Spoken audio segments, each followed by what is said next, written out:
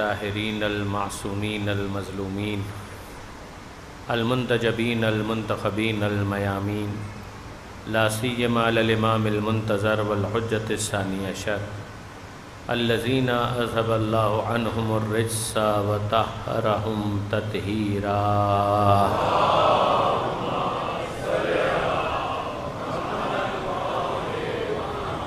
واللعنة الدائمة الباقية على أعدائهم أجمعين من يوم ظلمهم إلى قيام يوم الدين. رب اشرح لي صدري ويسر لي أمري واحلل عقدة من لساني يفقهوا قولي واجعلني خالصا لوجهك الكريم يا الله. صلوات على محمد وعلى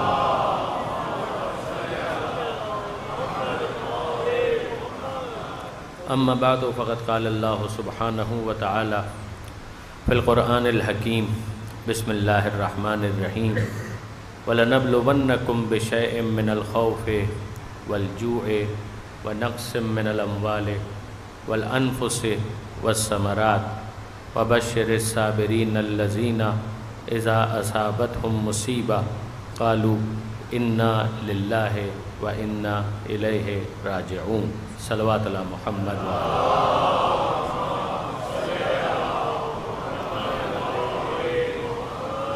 برادران عزیز و خاران محترم، سورہ مبارک بقرہ آیت نمبر 155 آیت نمبر 156. ارشاد پروردگار، ہم تمہارا امتحان لیں گے، ضرور بضرور امتحان لیں گے، کچھ خوف سے، کچھ بھوک سے، مال کی کمی سے، جانوں کے تلف ہو جانے سے، میوہ دل تمہارا تمہارے سامنے تڑپ کر جان دے دے، یہ بھی ایک طریقہ امتحان ہو سکتا ہے.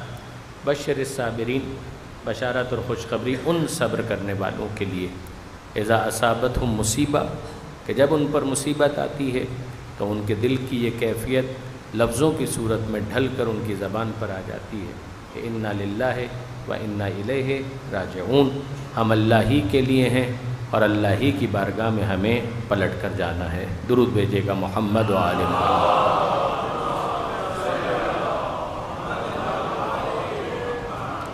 پروردگار عالم نے جو انسان کو اس دنیا میں بھیجا ہے تو ظاہر ہے کہ کچھ اولیات ہوتے ہیں، کچھ انیشل کیپٹل ہوتا ہے جو کسی کو دیا جاتا ہے کہ جس کی بنیاد پر وہ انویسٹ کرتا ہے. اگر آپ کاروبار کرنا چاہتے ہیں تو آغاز میں آپ کے پاس کچھ سرمایہ تو ہونا چاہیے کہ جس کو آپ انویسٹ کر سکیں، اور اسی کی بنیاد پر پھر یہ دیکھا جاتا ہے کہ انہوں نے کیسا پرفارم کیا. جو انسان کے پاس انیشل کیپٹل ہے، بے شک جس ماحول میں اس نے آنکھ کھولی وہ ماحول اس کے لیے ایک انیشل کیپٹل، ایک ابتدائی سرمایہ ہے. جن ماں باپ کی آغوش میں اس نے آنکھ کھولی وہ اس کے لیے ایک ابتدائی سرمایہ ہے. ظاہر ہے کہ اگر ماں باپ پڑھے لکھے ہیں تو اس بات کا امکان زیادہ ہے کہ وہ اپنے اولاد کی تعلیم پر توجہ دیں گے، لیکن اگر ماں باپ خود غافل ہیں، علم کی اہمیت سے واقف نہیں ہیں، تو پھر ظاہر ہے کہ اس بچے کو زیادہ اسٹرگل کرنا پڑے گا. تو ایک ماحول ہے جس ماحول کی وجہ سے ایک انسان کو کچھ انیشل کیپٹل پرووائڈ ہو جاتا ہے. پروردگار عالم نے اگر کسی کو سالم پیدا کیا، اس کی آنکھیں بھی ٹھیک ہیں، اس کے کان بھی ٹھیک ہے، ہاتھ پیر بھی ٹھیک ہیں، یہ ایک انیشل کیپٹل ہے جو پروردگار نے اس کو دیا. مگر ظاہر ہے کہ یہ جو انیشل کیپٹل ہے اس کے ذریعے سے تو وہ ڈیٹا کلیکٹ کرے گا.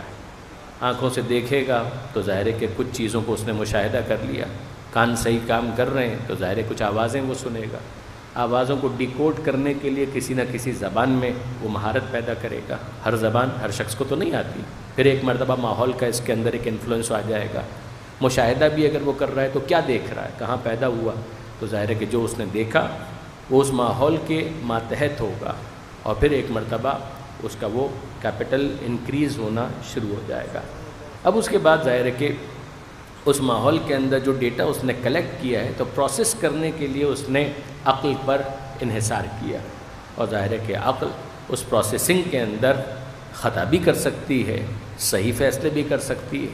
یہاں پر علم اس کی مزید رہنمائی کرتا ہے کہ since you are not the first on the face of earth, تو تم سے پہلے بہت سے افراد ہیں کہ جو آ کر گزر چکے ہیں، ابھی تمہارے سینئرز موجود ہیں، بہت سی ٹھوکریں وہ کھا چکے ہیں، تو ضروری نہیں ہے کہ تم زیرو سے شروع کرو، بلکہ ان کے تجربات سے استفادہ کر کے اپنی اسپیڈ کو بوسٹ اپ کر لو.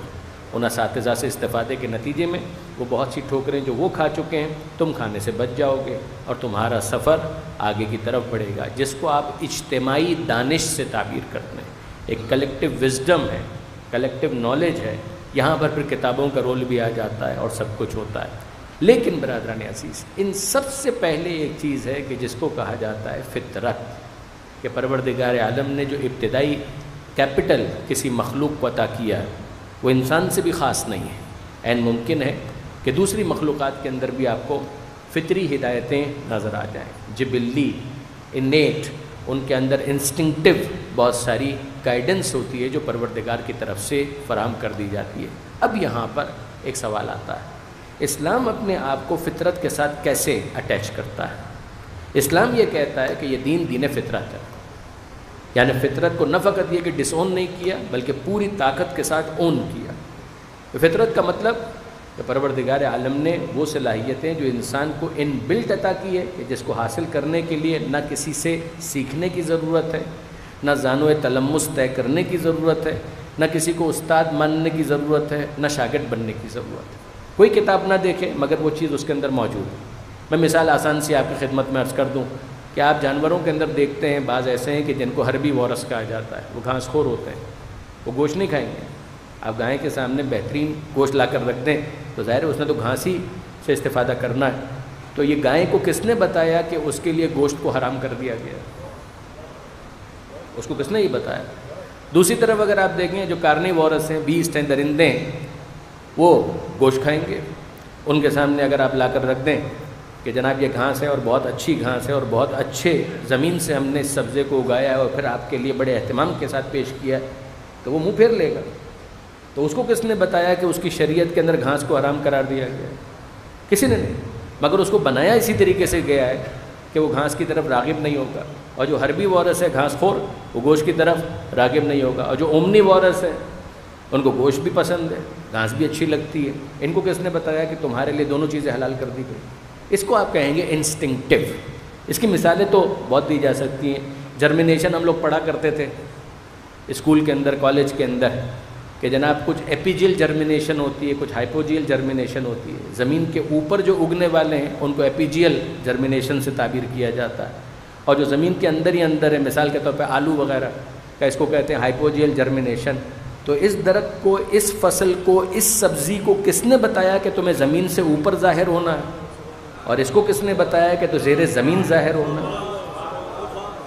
عجیب بات ہے برادران عزیز کہ ایسا کسی نے اس کو بتایا نہیں ہے، مگر یہ ہے کہ اس کو ڈیزائن اسی طریقے سے کیا گیا ہے کہ یوں ہی اس کو اگنا ہے۔ اس کو آپ کہیں گے انسٹنکٹیو، اس کو آپ کہیں گے جبلی، اس کو آپ کہیں گے اور زیادہ ماڈیفائڈ وے کے اندر کہ ایک فطری ہدایت ہے جو پروردگار کی طرف سے دی گئی ہے۔ یہ انسان کا بھی معاملہ ہے۔ اگر آپ غور کریں تو ہمیں خوشی ہوتی ہے تو ہم مسکراتے ہیں، تو یہ مسکرانے سے پہلے کہیں میٹرک کیا اور اس کے بعد مسکرانا سیکھا؟ کیا ایسا ہوا کہ کسی استاد سے سیکھا کہ خوشی کا اظہار کرنے کے لیے بانچیں کھل جانا چاہیے، انسان کے چہرے پر مسکراہٹ اور تبسم کو ظاہر ہونا چاہیے؟ یہ کس سے پوچھا؟ کہا نہیں جناب یہ فطری معاملات ہیں۔ کہ انسان غمگین ہوتا ہے اور غم اگر زیادہ شدید ہو جائے تو آنکھوں سے آنسو بہنے لگتے ہیں، تو یہ کس نے بتایا، کس نے سکھایا؟ کہ کسی نے نہیں سکھایا، نہ سکھانے کی ضرورت ہے، اس لیے کہ یہ فطرت کا تقاضا ہے کہ جب انسان غمگین ہوتا ہے تو اس کے گھٹنوں میں ارتعاش پیدا نہیں ہوتا، اس کی کونی دائیں بائیں نہیں ہوتی ہے، اس کی آنکھوں میں آنسو آ جاتے ہیں۔ تو اتنا تو ماننا پڑے گا کہ جو فطرت پر باقی ہے وہ غم کو محسوس بھی کرے گا اور آنسو بہانے میں بھی بخل سے کام نہیں لے گا۔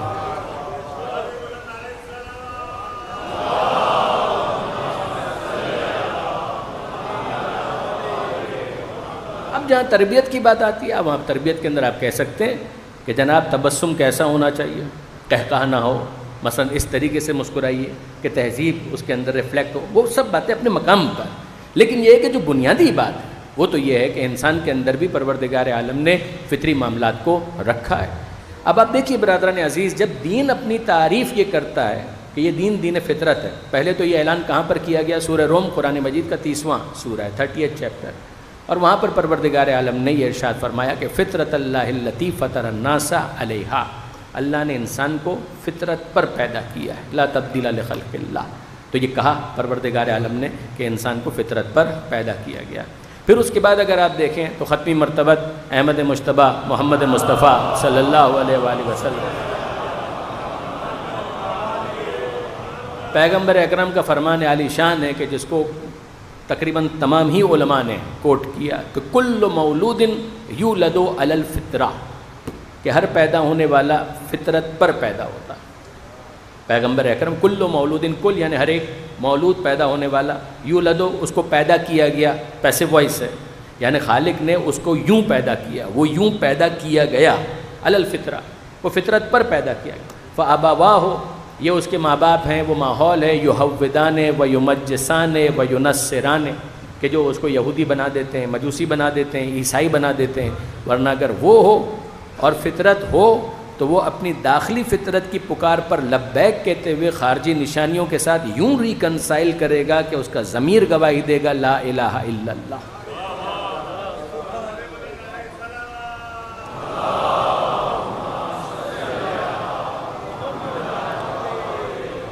اب اس کو بھی اگر آپ دیکھیں تو پروردگار عالم نے پھر اس ریکنسیلیشن کے لیے ارشاد کیا کہ سنریہم آیاتنا فی الآفاق وفی انفسہم، کہ ہم عنقریب دکھلائیں گے، دکھلاتے رہیں گے اپنی نشانیاں آفاق میں بھی اور ان کے اپنے نفوس کے اندر بھی۔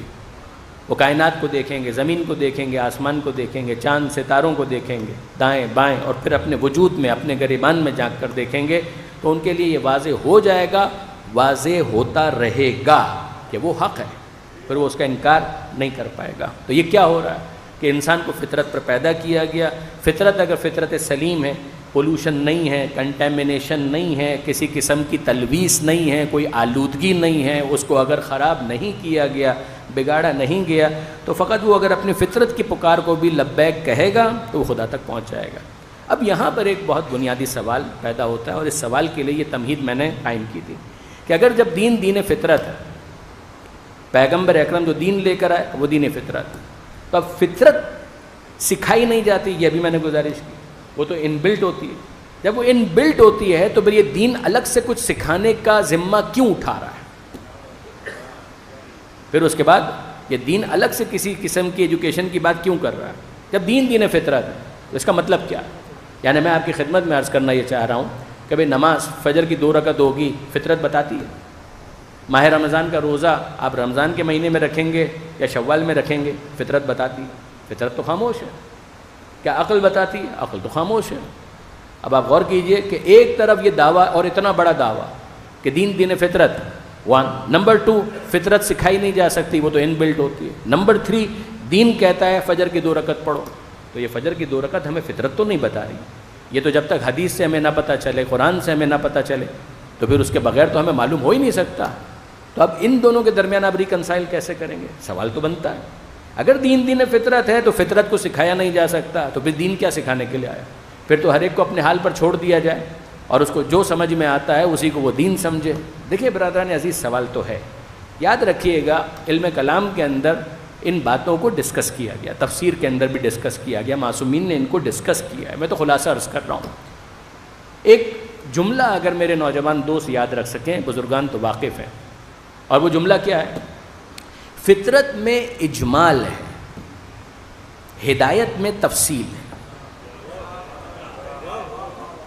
فطرت میں اجمال ہے، ہدایت میں تفصیل ہے۔ فطرت یہ کہتی ہے کہ عبادت اس کی ہونی چاہیے، جو تمہارا خالق ہے اس کی بات مانو، موٹی بات، براڈ۔ فطرت یہ کہتی ہے اگر تمہارا خالق نہیں ہے تو بات ختم، لیکن اگر تمہارا خالق ہے، تمہاری فطرت تمہیں تمہارے خالق تک پہنچا دے، وہ کوئی تو ہے۔ تو فطرت یہ نہیں بتائے گی کہ تم اس کو اللہ کہو، گاڈ کہو، بھگوان کہو، کیا کہو، یہ فطرت کا جواب نہیں ہے۔ وہ تو یہ بتائے گی جس لینگویج کے اندر تم سمجھتے ہو تو تمہیں اتنی گائیڈنس مل جائے گی کوئی ہے۔ اب اس کے بعد اس اجمال کو، ابہام کو، ایمبیگوٹی کو تفصیل سے ڈیٹیل میں تبدیل کرنے کے لیے تمہیں قرآن کی ضرورت پڑے گی، جہاں اعلان ہوگا قل هو اللہ احد۔ ان سے کہہ دیجئے وہ اللہ ایک ہے، یعنی وہ جس تک تم فطرتاً عقلاً پہنچ چکے ہو، جہاں تفصیل کی تمہیں ضرورت تھی تو ہم بتا رہے ہیں 2 5 10 نہیں ہے، بس وہ ایک ہے، اس کے علاوہ کوئی دوسرا نہیں۔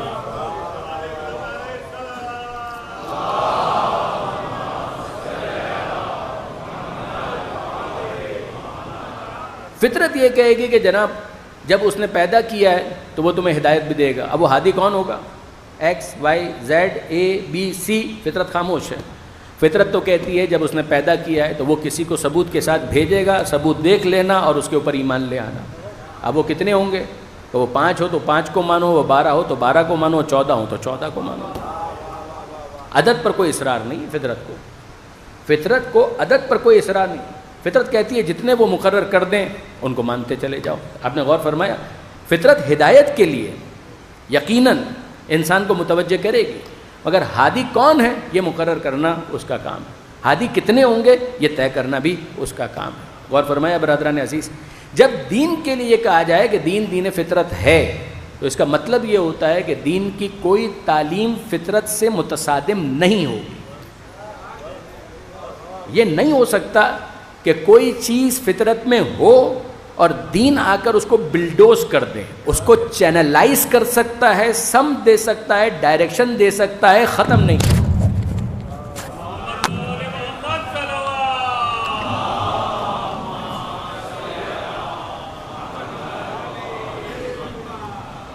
ایک مرتبہ اور درود بھیج دیجیے گا محمد والا.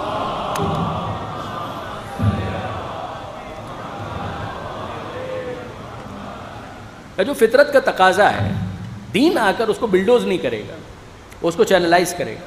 یعنی اگر پیدا کرنے والا بھی وہ ہے اور دین بھیجنے والا بھی وہ ہے تو ان کے درمیان کانٹراڈکشن نہیں ہو سکتا, ریکنسیلیشن ہوگا. اس لیے کہ پیدا کرنے والا اور ہدایت دینے والا الگ الگ نہیں ہے, وہ دونوں ایک. جب پیدا کرنے والا بھی وہی ہے, ہادی بھی وہی ہے, ہدایت دینے والا بھی وہی ہے, رب بھی وہی ہے, تو پھر یہ نہیں ہو سکتا کہ ان دونوں کے درمیان تصادم ہو جائے. یہ ایک دوسرے کو نگیٹ نہیں کریں گے. یعنی یہ جو بات میں نے آپ کی خدمت میں عرض کی ہے نا, اب ذرا سا اس کی کوئی ڈیٹیلز ذرا غور فرمائیے. دین آ کر اگر یہ اعتراض کر دینا کہ تم کیسے ہو, تمہیں بھوک لگتی ہے, تو سمجھ جائیے کہ وہ دین فطرت نہیں ہے.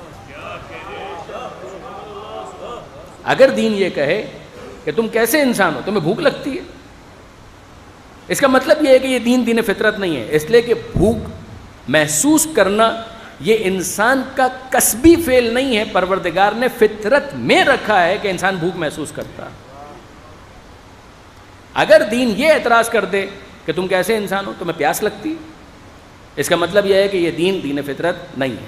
یعنی دین کو کیوں تعجب ہو رہا ہے, ہادی کو کیوں تعجب ہو رہا ہے, نبی کو کیوں تعجب ہو رہا ہے کہ ہمیں پیاس لگتی ہے؟ بھائی انسان کو بنایا اس طریقے سے گیا ہے کہ اسے پیاس لگے گی. جب دین اس پر معترض ہو تو سمجھیے کہ پھر یہ دین فطرت نہیں ہے. تو اس کا مطلب کیا ہوا کہ دین کو بھوک پر اعتراض نہیں ہوگا, دین کو پیاس پر اعتراض نہیں ہوگا. اور میں آپ کی خدمت میں عرض کروں, اگر دین اس بات پر معترض ہو جائے کہ تم کیسے انسان ہو, کہ تم زندگی کے خاص مرحلے پر جن سے مخالف کے لیے کشش محسوس کرتے ہو, اور کھل کر کہوں کہ تم اپوزٹ سیکس کے لیے اٹریکشن فیل کرتے ہو, یا تم کیسے انسان ہو, اگر دین یہ اعتراض کرے تو سمجھ جائیے کہ یہ دین فطرت نہیں ہے. اس لیے کہ یہ انسان کا کسبی فعل نہیں ہے. انسان کو بنایا اس طرح سے گیا ہے کہ وہ ایک خاص عمر پہ آنے کے بعد جن سے مخالف کے لیے کشش محسوس کرے گا. تو اس کا مطلب یہ ہے کہ دین فطرت ہے, تو اس کا تقاضا یہ ہے کہ نہ بھوک پر معترض ہو, نہ پیاس پر معترض ہو, اور نہ ہی وہ جن سے مخالف کے لیے کشش کے احساس پر معترض ہو. تو پھر امتحان کس چیز کا ہے؟ امتحان اس بات کا نہیں ہے, اعتراض اس بات پر نہیں ہے کہ یہ سب کچھ تمہارے اندر کیوں ہے. اعتراض ہے تو وہ اس بات پر کہ یاد رکھنا کہ بھوک تمہیں لگے گی, بھوک مٹانے کے لیے جب تم باہر دیکھو گے تو تمہیں حلال غذا بھی ملے گی, حرام غذا بھی ملے گی. امتحان یہاں سے شروع ہوگا کہ ہم تمہیں 2 فہرستیں دیں گے, ایک فہرست ہوگی حرام غذا کی اور دوسری فہرست ہوگی حلال غذا کی. ہمارا اعتراض اس پر نہیں ہے کہ تمہیں بھوک کیوں لگتی ہے, ہم اس پر بھی پابندی نہیں لگائیں گے کہ تم نے کھانا کیوں کھایا.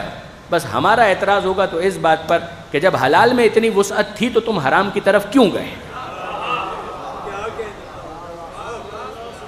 تم حلال گوشت سے استفادہ کرو, تم سبزیوں سے استفادہ کرو, مگر یہ کیا تماشا ہے کہ گائیں بھی موجود ہے, مرغ بھی موجود ہے, سبزیاں بھی موجود ہیں, ان سب کو چھوڑ کر تم کو سور کا گوشت ہی پسند آتا ہے. تو پھر امتحان اسی بات کا ہے کہ ہمارے کہنے پر تم نے اپنی بھوک کو مٹانے کے لیے غذا میں سے کس کا انتخاب کیا؟ آپ نے غور فرمایا؟ آگے بڑھیے. تمہیں پیاس لگتی ہے, ہمیں پیاس پر کوئی اعتراض نہیں کہ تم پیاس کیوں محسوس کرتے ہو. ہمیں اعتراض اس بات پر ہے کہ پیاس بجھانے کے لیے جب تم باہر دیکھو گے تو تمہارے پاس مشروبات دو طرح کے نظر آئیں گے. ایک وہ کہ جس کو ہم نے حرام قرار دیا, دوسرا وہ کہ جس کو ہم نے حلال قرار دیا. اور یاد رکھنا, حلال میں وسعت زیادہ ہے. شراب کو اگر ہم حرام کہہ رہے ہیں تو بہتا ہوا پانی وافر مقدار میں فراہم کیا ہے. اب اس کے بعد تمہاری طرف سے یہ زیادتی اور بدبختی ہے کہ تم حلال کو چھوڑتے ہو, حرام کی طرف جاتے ہو. امتحان اس پر ہے.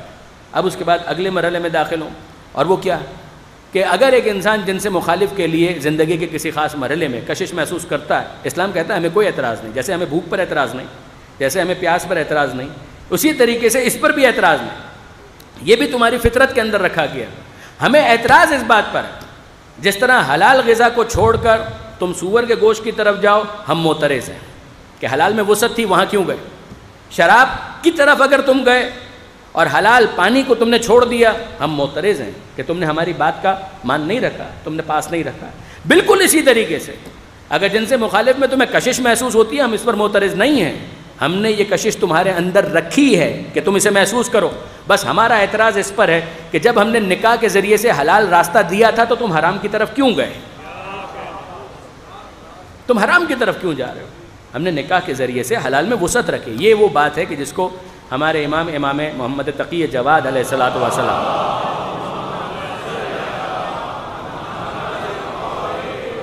اپنے خطبہ نکاح کے موقع پر ارشاد فرمایا تھا کہ اللہ کا فضل اما بعد فقد کان من فضل اللہ علی الانام ان اغناہم بالحلال عن الحرام. کہ یہ اللہ کا فضل ہے اپنے بندوں پر کہ اس نے حلال کے ذریعے حرام سے بے نیاز کر دیا. کمال کا جملہ ہے جو خطبہ نکاح میں عام طور پر پڑھا جاتا ہے کہ یہ فضل پروردگار ہے کہ اس نے حلال کے ذریعے حرام سے بے نیاز کر دیا. حلال میں اتنی وسعت ہے کہ بدبخت کے سوا کوئی حرام کی طرف جائے گا نہیں. یہ وہ مطالبہ ہے. امتحان اس بات کا, دین فطرت ہے. فطرت کے کسی تقاضے کو بلڈوز نہیں کرے گا.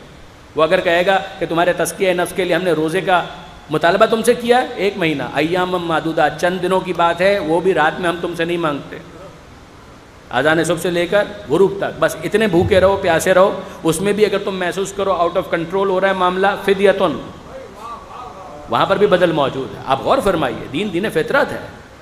اسلام نے فطری تقاضوں کو بلڈوز نہیں کیا ہے, چینلائز کیا ہے, ڈائریکشن دی ہے, سمت دی ہے. اب اگر یہ مقدمہ میں واضح کرنے میں کامیاب ہوا اپنے نوجوان دوستوں کے لیے, تو میں بات کو آگے بڑھانا چاہتا ہوں. فطرت میں جو کچھ ہے اسلام اس کو بلڈوز نہیں کرے گا. یہ ایک مقدمہ. تقاضے فطرت کو سیٹسفائی کرنے کے لیے ایک حلال چینل, ڈائریکشن, سمت وہ بیان کرے گا. امتحان اس پر ہے کہ تم اس ڈائریکشن کی طرف جاتے ہو یا اس ڈائریکشن کی طرف جاتے ہو. ان ہدیناہ السبیل اما شاکرا و اما کفورا. ہم نے راستہ دکھا دیا, اب تمہارا امتحان ہے کہ شکر کرنے والے بنتے ہو یا کفران کرنے والے بنتے ہو. سمجھ میں آ گئی ہمیں بات. اب یہاں پر وہ سوال میں رکھنا چاہوں گا. مجھے ایک بات بتائیے, آپ میں سے کون ایسا ہے کہ جو فنا ہونا چاہتا ہے؟ آپ میں سے کون ایسا ہے کہ جو فنا ہونا چاہتا ہے, جو ختم ہونا چاہتا ہے؟ انصاف کی بات کریں, تکلف نہیں. آپ مجھے بتائیے, آپ میں سے کون ہے جو مرنا چاہتا ہے؟ فنا ہونا چاہتا ہے کوئی؟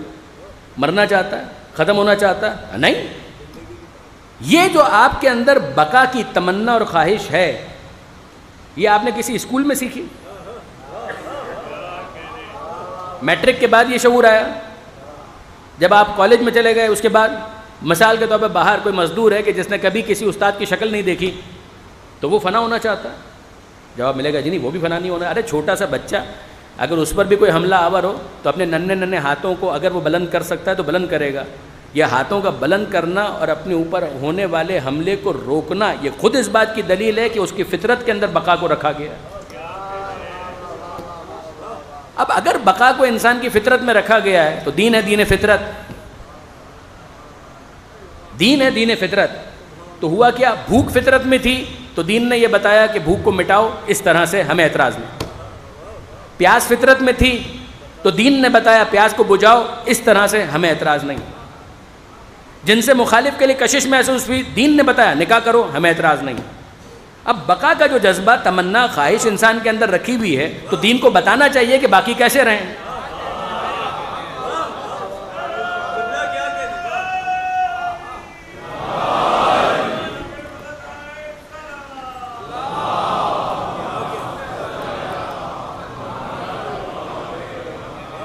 تو ہم نے کہا کہ ٹھیک ہے، اگر دین فطرت ہے، فطرت کے تقاضوں کو بلڈوز تو کرے گا نہیں، تو ہم نے قرآن مجید کھول کر پڑھنا شروع کیا کہ یقیناً یہ تو خدا کی کتاب ہے، اسی کے اندر تو تھا کہ فطرت اللہ التی فطر الناس علیہا، اسی کے رسول نے تو یہ کہا تھا کہ کل مولود یولد علی الفطرہ۔ تو ہم نے قرآن مجید کھول کر دیکھا کہ کوئی نہ کوئی نسخہ اس کے اندر موجود ہوگا کہ جو یہ بتائے گا کہ بقا کیسے حاصل کی جائے۔ الٹا ہو گیا۔ جب ہم نے قرآن مجید کھول کر دیکھا تو ایک سے زیادہ مقامات پر ہم کو ملا کل نفس ذائقۃ الموت، ہر ایک کو موت کا ذائقہ چکھنا۔ ہم نے کہا اے پروردگار، جو اسلام قبول نہ کریں تو ان کا دین غیر فطرت ہوگا، ہم تو دین فطرت پر آ گئے۔ بقا کی تمنا فطری ہے، بقا کی خواہش فطری ہے، اور یہ عجیب کہ وہ دین جو دین فطرت ہونے کا دعوے دار ہے، اس دین کو اگر ہم کھول کر دیکھ رہے ہیں، پڑھنے کی کوشش کر رہے ہیں، تو اس کے اندر مل رہا ہے کل نفس ذائقۃ الموت، ہر ایک کو موت کا ذائقہ چکھنا ہے۔ اینما تکونوا یدرککم الموت، تم کہیں پر بھی چلے جاؤ موت تو تم تک پہنچ جائے گی۔ کافروں تک پہنچے، یہودیوں تک پہنچے، عیسائیوں تک آئے، ہندوؤں تک آئے، بت پرستوں پر آئے، ہم تو مسلمان ہو چکے، دین فطرت کو قبول کر چکے۔ جب دین فطرت ہے تو سب مریں، ہم کیوں مریں؟ ہم کیوں فنا ہوں؟ ہم کیوں ختم ہوں؟ سوال تو ہے برادران عزیز، مگر یقین جانیے سرنامہ کلام کی آیت بھی آپ کے ذہن میں، ہم تمہارا امتحان لیں گے جانوں کے تلف ہو جانے کے ذریعے سے، وہاں پر بھی پروردگار عالم نے یہی کہا کہ موت تو آئے گی۔ یہاں پر بھی پروردگار عالم نے کہا ہر ذی روح کو موت کا ذائقہ چکھنا ہے، ہر نفس کو موت کا ذائقہ چکھنا ہے۔ یہاں پر بھی یہی کہا، تم کہیں چلے جاؤ موت تم تک آ جائے گی۔ بڑے بڑے قلعوں کے اندر پناہ گزین ہو جاؤ، فورٹس کے اندر، کیسلز کے اندر، you may seek shelter anywhere but my dear, موت تو وہاں پر بھی آ جائے گی۔ بروج مشیدہ، چاہے تم مضبوط قلعوں کے اندر پناہ گزین ہو جاؤ، وہاں پر بھی موت آ جائے۔ ہم نے کہا مالک کی سمجھ میں نہیں آیا، یہ تو کانٹرڈکشن ہے۔ ایک طرف ہم سے یہ کہا گیا کہ جناب علی دین فطرت ہے، فطرت کی تعریف یہ کی گئی جو سکھایا نہ جائے خود تمہارے اندر ہو۔ پھر سمجھایا گیا ہدایت کے اندر تفصیل ہے، جب ہدایت کے اندر تفصیل ہم نے تلاش کی تو فطری تقاضا بقا کا، اور بقا کے حصول کے لیے قرآن خاموش نہیں ہے، قرآن کچھ کہہ رہا ہے۔ اب ذرا میرے ساتھ اس کو سمجھنے اور پڑھنے کی کوشش کیجیے گا۔ دیکھیں برادران عزیز، پروردگار عالم نے جس کو دوا بنایا نا، اسی کو بیماری سمجھ لیا گیا۔ میں آپ کی پیاس بجھانے کے لیے آپ کے سامنے پانی لا کر رکھوں، آپ کہیں مجھے بڑی پیاس لگ رہی ہے، میری پیاس بجھانے کا انتظام کیا جائے، میں لا کر رکھوں کہ یہ پانی پیجئے، اور آپ کہیں کہ یہ کیا لے کر آئے، مجھے پیاس لگ رہی ہے۔ ہم نے کہا اسی سے آپ کی پیاس بجھے گی۔ وہ کہا کیا بات کر رہے ہو، کیا بات کر رہے ہو، کیا بات کر رہے ہو؟ اصل مسئلہ یہی ہے کہ پروردگار عالم بقا کی نفی نہیں کر رہا، پروردگار عالم کہہ رہا ہے موت کا ذائقہ چکھنا ہے۔ تم سمجھ رہے ہو کہ موت کے نتیجے میں تم فنا ہو جاؤ گے، ہم یہی سمجھانا چاہ رہے ہیں کہ موت کے بعد تمہیں حقیقی بقا ملنے والی ہے۔ اگر یہ بات واضح ہوئی تو اس کو اسٹیبلش کرنے کے لیے اب میں آپ کے سامنے ایک آیت عرض کرنا چاہوں گا۔ یہ ہے پریگننسی کے وہ مراحل کہ جن کو قرآن مجید نے ڈسکس کیا، پروردگار عالم نے اپنا تعارف کروایا۔ سوال اپنے ذہن میں رکھیے گا، اس کو پارک کیجئے، اور اب اس مقدمے کے ساتھ ہم آگے بڑھ رہے ہیں۔ سورہ آل عمران کے اندر پروردگار عالم فرماتا ہے، خدا کے ناموں میں ایک نام ہے مصور، تصویر بنانے والا، مصور یعنی تصویر بنانے والا۔ پروردگار عالم سورہ آل عمران کے اندر ارشاد فرماتا ہے یصورکم فی الارحام کیف یشاء، وہ خدا ہے کہ جو تمہاری ماؤں کے رحم میں تمہاری تصویر بناتا ہے جیسی چاہتا ہے۔ یہ کتنی بڑی نشانی ہے پروردگار عالم کی طرف سے، یہ کتنی بڑی نشانی ہے کہ تمہاری ماؤں کے رحم میں تمہاری تصویر بناتا ہے جیسی چاہتا ہے۔ جب بھی میں اس آیت کو بیان کرتا ہوں، مجھے میرے مرحوم دوست ڈاکٹر غلام محمد رحمانی صاحب اعلی اللہ مقامہ، ان کا علم کسی عالم سے کم نہیں تھا، حالانکہ میڈیکل ڈاکٹر تھے، وہ یاد آتا۔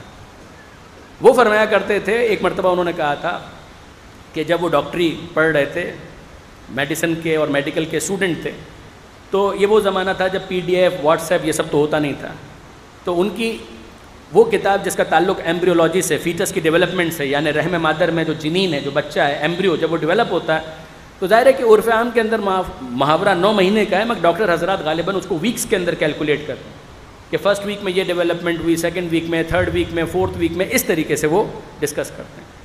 تو وہ فرماتے تھے کہ ہم لوگ آپس میں کتابیں ایکسچینج کرتے تھے۔ تو وہ کتابیں ایکسچینج کرنے میں ہوا یہ کہ میرے ایک فیلو اسٹوڈنٹ نے، فیلو دوست نے مجھ سے کہا کہ ذرا یار وہ کتاب دینا، تو میں نے ان کو کتاب دی، کتاب وہ پڑھ رہے تھے، اور جب کتاب اس نے لوٹائی ہے وہ اتنا مسمرائز ہو گیا کہ ہر ویک کے آگے جو ڈیولپمنٹ کی تفصیل لکھی ہوئی تھی کہ بھئی 10 ویک کے بعد یہ ہو جائے گا، 11 ویک کے بعد یہ ہو جائے گا، 12 ویک کے بعد یہ ہو جائے گا، تو ہر سٹیپ کے آگے اس نے اپنے قلم سے بے اختیار یہ لکھا تھا فَبِأَيِّ آلَاءِ رَبِّكُمَا تُكَذِّبَانِ، کہ تم اپنے رب کی کون کون سی نعمتوں کو جھٹلاؤ گے۔ ایک قطرے کو جو جیتا جاگتا وجود بنا دے، اس کے مصور ہونے میں کیا شبہ ہو سکتا؟ یصورکم فی الارحام کیف یشاء، وہ خدا ہے کہ جو تمہاری ماؤں کے رحم میں تمہاری تصویر بناتا ہے جیسا چاہتا ہے۔ اب ذرا دیکھیے، حضرت علامہ طالب جوہری صاحب اس پر تبصرہ فرمایا کرتے تھے، ایک مرتبہ انہوں نے کہا تھا کہ تصویر تو ہم بھی بناتے ہیں اور تصویر وہ بھی بناتا ہے، مگر کتنا فرق ہے؟ جب ہم تصویر بناتے ہیں تو روشنی کی ضرورت ہے، اپنی عاجزی کو سمجھیں، اس کی قدرت کو سمجھیں۔ ہم بھی تصویر بناتے ہیں، ہمیں تصویر بنانے کے لیے روشنی کی، اندھیرے میں تصویر نہیں بنے گی، تو روشنی کی ضرورت ہے، کاغذ کی ضرورت ہے۔ کاغذ بھی ہو تو ایسا کہ جو ہموار سطح پر ہو، اگر حرکت زیادہ ہوگی تو تصویر نہیں بن پائے گی۔ تصویر بنانے کے لیے آپ کو کلر کی ضرورت ہوگی، آپ کو مارکر کی ضرورت ہوگی، اگر وہ نہ ہو تو آپ تصویر نہیں بنا پائیں گے۔ اور پھر اگر آپ تصویر بنا رہے ہیں تو آپ کو خیال رکھنا ہے، اگر پانی زیادہ گر گیا تو تصویر خراب ہو جائے گی۔ تو آپ دو غور کیجئے کہ تصویر ایسی ہو کہ جو خوش جگہ پر ہو، سطح ہموار ہو، کاغذ بھی ہو، کارڈ ہو، مارکر بھی ہو، کلر بھی ہو، روشنی بھی ہو، اندھیروں میں تصویر نہیں بنے گی۔ اور کیا کمال کی بات ہے کہ پروردگار عالم وہاں تصویر بنا رہا ہے جہاں 3 تاریکیاں ہیں، 3 پردوں میں تصویر بنا رہا ہے، کوئی سطح ہموار نہیں ہے، اور وہاں پر کسی قسم کا نہ کوئی کاغذ ہے نہ کوئی اور چیز ہے۔ پروردگار عالم نے اس تصویر کو نہ فقط یہ کہ بنایا، بلکہ اگلا مرحلہ کیا ہے کہ ہم اگر تصویر بنا لیں تو بالآخر وہ تصویر ہی ہوگی، مگر وہ جب تصویر بناتا ہے تو ثم انشأناہ خلقا آخر، ہم اس کے اندر روح پھونک کر اس کو جیتا جاگتا وجود بنا دیتے ہیں۔ فتبارک اللہ احسن الخالقین۔ درود بھیجیے گا محمد و آل محمد۔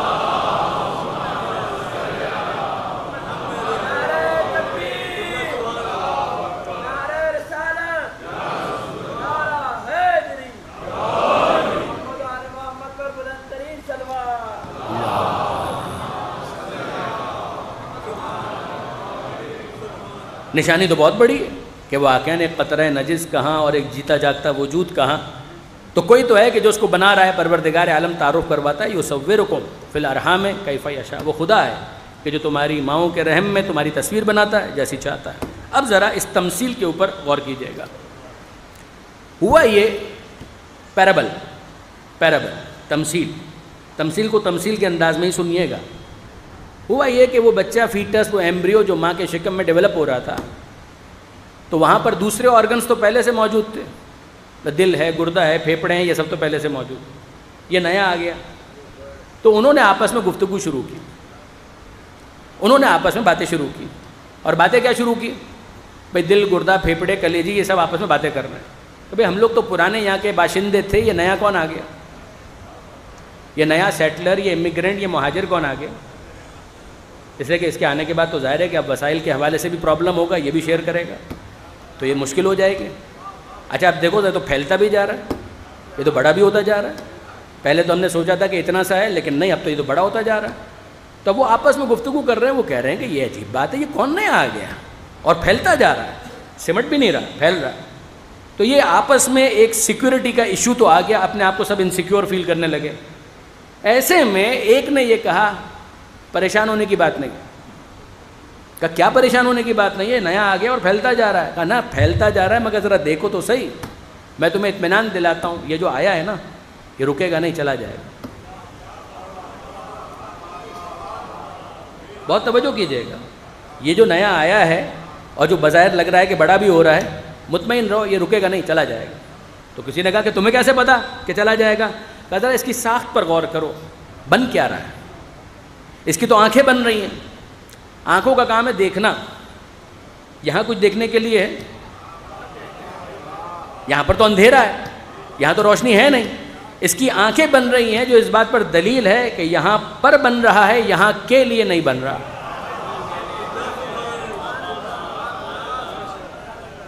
اس کی آنکھیں جو بن رہی ہیں وہ دلیل ہیں کہ یہاں پر بن رہا ہے، یہاں کے لیے نہیں بن رہا. تو کہاں جائے گا؟ کہ یہ ایک ایسی جگہ پر جائے گا جو رنگ و نور کی دنیا ہوگی، جو روشنی کی دنیا ہوگی، جہاں پر یہ دیکھ سکے گا. اب بات تمہاری سمجھ میں آ رہی ہے؟ کہ مزید سوچو، اس کے تو کان بن رہے ہیں، کانوں کا کام ہے سننا، تو یہاں پر تو سننے کے لیے کوئی آواز نہیں ہے، یہاں پر تو خاموشی ہے. تو اس کے کان دلیل ہیں کہ یہاں پر بن رہا ہے، یہاں کے لیے نہیں بن رہا. یہ کسی ایسی جگہ پر جائے گا جہاں آواز ہوگی، جہاں شور ہوگا، جہاں باتیں کرنے والے ہوں گے، باتیں سننے والے ہوں گے. اور پھر مزید دیکھو، اس کی تو زبان بھی بن رہی ہے، زبان کا کام ہے چکھنا، یہاں پر کون سا ذائقہ ہے جس کو یہ چکھے گا؟ یہ ایک ایسی جگہ پر جائے گا کہ جہاں کچھ میٹھا ہوگا، جہاں کچھ تند ہوگا، تیز ہوگا، کھٹا ہوگا، یہ وہاں جا کر ان ذائقوں کو چکھے گا. اور پھر تم ذرا غور کرو، اس کے تو ہاتھ بھی بن رہے ہیں، ہاتھوں کا کام کیا ہے؟ اٹھانا، رکھنا. یہاں پر نہ اٹھانے کے لیے کچھ، نہ رکھنے کے لیے کچھ. یہ ہاتھ دلیل ہیں کہ یہاں پر بن رہا ہے، یہاں کے لیے نہیں بن رہا. یہ کسی ایسی جگہ پر جائے گا جہاں اپنے ہاتھوں کو حرکت دے سکے، اپنی انگلیوں سے کام لے سکے، قلم سنبھال سکے، کچھ لکھ سکے، کسی گرتے ہوئے کو سنبھال سکے، کسی کو بٹھا سکے، کسی کو اٹھا سکے. یہ وہاں جائے گا. اور پھر ذرا غور کرو، اس کے لیے تو پیر بھی ہیں، پیروں کا کام کیا ہے؟ چلنا، دوڑنا، بھاگنا. یہاں پر تو میدان نہیں ہے، یہاں پر تو بہت تنگ جگہ ہے. یہ اپنے پیروں کو یہاں کہاں حرکت دے گا؟ یہ وہاں جائے گا کہ جہاں پر اتنی وسعت ہو کہ یہ اپنے پیروں کو جنبش دے کر کبھی چل کر وہاں چلا گیا، کبھی بھاگ کر وہاں پہنچ گیا. یہ وہ اپنے پیروں کے ذریعے سے استفادہ کرے گا. پیر دلیل ہیں کہ یہاں پر بن رہا ہے، یہاں کے لیے نہیں بن رہا. آپ نے غور فرمایا برادران عزیز، شکم مادر میں بن رہا ہے مگر شکم مادر کے لیے نہیں بن رہا. آنکھیں دلیل ہیں کہ کہیں اور جائے گا. اس وقت وہ اپنی آنکھوں سے استفادہ کر پا رہا ہے؟ نہیں. کان دلیل ہیں کہ کہیں اور جائے گا. شکم مادر میں اپنے کانوں سے استفادہ کر پا رہا ہے؟ نہیں. زبان دلیل ہے کہ کہیں اور جائے گا.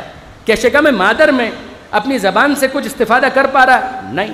ہاتھ اور پیر دلیل ہیں کہ کہیں اور جائے گا، وہاں پر ان کو وہ یوز کرے گا.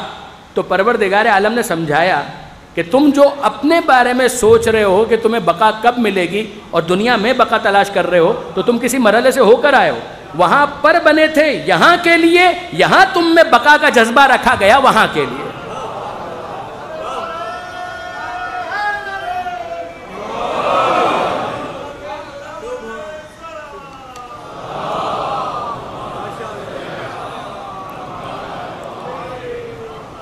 اب برادران عزیز، انصاف کی بات یہ ہے کہ غور کیجئے کہ وہاں پر بن رہے ہو یہاں کے لیے. اب یہاں پر تمہارے اندر کچھ رکھا گیا. آنکھیں وہاں بنی تھیں، یہاں پر تم نے استفادہ کیا. کان وہاں بنے تھے، یہاں پر تم نے استفادہ کیا.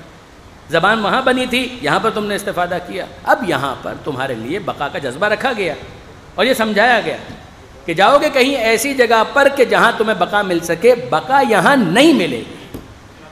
تمہارے جذبہ بقا کو ہم بلڈوز نہیں کرنا چاہتے، ہم اس کو پراپرلی ایکوموڈیٹ کرنا چاہتے ہیں. جس طرح سے ہر معاملے میں فطرت میں اجمال تھا، ہدایت میں تفصیل تھی، اسی طرح ہم تم کو سمجھانا چاہتے ہیں یہ بقا تمہیں ملے گی، مگر اس کے لیے اگر تم ہدایت کے طلبگار ہو تو یاد رکھو ما عند اللہ ینفد ما عندکم ینفد وما عند اللہ باق. یہاں پر جو کچھ ہے اس نے فنا ہونا ہے، جو خدا کے پاس ہوگا وہ بچے گا. اب آپ دیکھیے برادران، ہوتا کیا ہے؟ ہوتا یہ ہے کہ وہ جو شکم مادر میں بچہ ہے نا، اس کو تو یہ ساری چیزیں نہیں پتہ، وہ تو اس دنیا کے بارے میں نہیں جانتا نا. علم کلام کے اندر باقاعدہ اس کو سمجھانے کے لیے یہ مثال بھی دی گئی کہ اب اگر کسی سے آپ شکم مادر میں فرضاً ہاٹ لائن کے اوپر گفتگو کریں، ہاں بچے تیار ہو رہے ہو؟ کہا کہ جی ہاں ایسا ہی کچھ سمجھ میں آ رہا ہے، بتایا جا رہا ہے کہ میں تیار ہو رہا ہوں. کہا کہاں کے لیے تیار ہو رہا؟ کہا مجھے کیا پتہ، سنتا ہوں یہ لوگ باتیں کر رہے تھے کہ کہیں کے لیے تیار ہو رہا ہوں. کہا ہم تمہیں بتاتے ہیں ہم اسی دنیا میں ہیں کہ جہاں کے لیے تم تیار ہو رہے ہو. کہ اچھا آپ اس دنیا کے اندر ہے؟ کہا جی ہاں ہم اسی دنیا میں. تمہیں معلوم ہے کہ یہاں پر کیا ہے؟ کہ حضور مجھے کیا معلوم کہ یہاں پر کیا ہے. کہ یہاں پر ایک بہت بڑا آسمان ہے، بہت بڑی زمین ہے. اچھا یہ آسمان کیا ہوتا ہے؟ کہ ذرا دیکھو تم اوپر کی طرف دیکھو، تمہیں کیا نظر آ رہا ہے؟ اب ظاہر ہے کہ اس کو ماں کے شکم کی چھت نظر آ رہی ہے، کہ جیسے یہ ہے نا، کہاں کہ ویسے ہی آسمان ہوتا ہے. سمجھ میں آ گیا؟ تو اس نے کہا کہ جی جی حضور سمجھ میں آ گیا. اب وہ کہے کہ حضور سمجھ میں آ گیا، یہاں پر جتنے بات کرنے والے ہیں وہ آپس میں مسکرا رہے ہیں کہ دیکھیے وہ فرزند شکم مادر میں رہتے ہوئے ماں کے شکم کی چھت کو دیکھ کر اگر بالفرض وہ دیکھ بھی لے تو کہہ رہا ہے آسمان سمجھ میں. آسمان کہاں، وہ محدودیت کہاں. اب اسے کہا کہ دیکھو زمین یہاں پر بہت، زمین کیا ہوتی ہے؟ کہ زمین جس طرح سے تم نیچے دیکھو جو تمہیں ماں کے شکم کی زمین نظر آ رہی ہے ویسی ایک بہت بڑی ہو تو اس کو زمین کہتے ہیں. سمجھ میں آ گیا؟ ہاں جی جی سمجھ میں آ گیا. جیسے ہی اس نے کہا سمجھ میں آ گیا، یہاں پر جو بات کرنے والے ہیں وہ پھر مسکرا رہے ہیں کہ صاحبزادے کہہ رہے ہیں کہ سمجھ میں آ گیا. یہاں پر بڑے بڑے دریا اور سمندر بھی ہیں. وہ دریا اور سمندر کیا ہوتے ہیں؟ کہ دائیں بائیں دیکھو جو فلوئڈ تم کو نظر آ رہا ہے نا، مایا بہتا ہوا، کہ ویسے ہی جب بہت زیادہ ہو تو اس کو دریا اور سمندر کہتے ہیں. کہا کہ ہاں سمجھ میں آ گیا. پھر یہ لوگ مسکرا رہے ہیں. اب برادران عزیز اتنا تو ہم کو سمجھ میں آیا کہ وہاں پر رہتے ہوئے یہ دنیا سمجھ میں نہیں آ سکتی، یہاں پر رہتے ہوئے وہ دنیا سمجھ میں نہیں آ سکتی. بے شک جو قرآن نے بتایا حق ہے، جو معصومین نے بتایا وہ حق ہے، نبی اور امام نے بتایا وہ حق ہے. مگر یاد رکھیے گا اگر یہ سب کچھ پڑھنے کے بعد کوئی بڑے فخر سے سینہ چوڑا کر کے کہے سب سمجھ میں آ گیا، تو بچہ اگر کہے شکم مادر میں سب سمجھ میں آ گیا تو یہاں آپ ہنسیں گے. اور اگر یہاں پر رہ کر ہم کہیں کہ آخرت پوری سمجھ میں آ گئی تو فرشتوں کو مسکرانے کا حق دیجیے. پھر فرشتوں کو مسکرانے کا حق دیجیے کہ یہ صاحبزادے کہہ رہے ہیں کہ دنیا کی محدودیت میں رہتے ہوئے آخرت ان کو پوری سمجھ میں آ گئی. اب مولا کا جملہ سنیے، الناس نیام اذا ماتوا انتہبوا. ارے لوگ سو رہے ہیں، جب مریں گے تب ان کی آنکھیں کھلیں گی. آپ نے غور فرمایا؟ اب یہاں پر آئیے، یہ دو تمثیلات تو ہو گئیں، اب آگے بڑھیے. یہ بچہ جو شکم مادر میں تیار ہو گیا، جب تیار ہو گیا اور اس کی ولادت ہو گئی تو یہ روتا ہے، یہ رونے لگتا ہے.